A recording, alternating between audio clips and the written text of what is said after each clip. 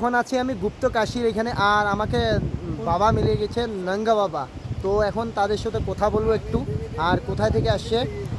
তো বাবা কাহা সে আয়ে আপ?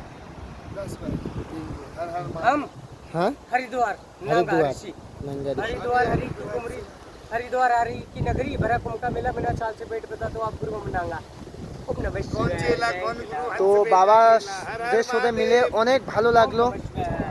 নম পার্বতী পতে হর হর মহাদেব মহাদেব মহাদেব बोलो पंच केदार बद्री विशाल नंदी महाराज की जय, हर महादेव। तो भक्तों को कुछ कहना चाहते हैं बाबा? भक्तों का कैरियर अच्छा बना रहे, तंदुरुस्ती बनी रहे, जीवन में शासन का पार्वती सनातन में अच्छा कर्म बना रहे।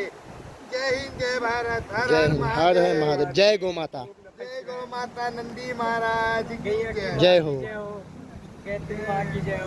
তো যদি ভিডিওটা দেখছেন অবশ্যই শেয়ার করবেন, আপনাদের জীবনে সব মঙ্গল হবে। আজকে আপনাদের নাঙ্গা বাবার দর্শন করালাম আপনাদেরকে।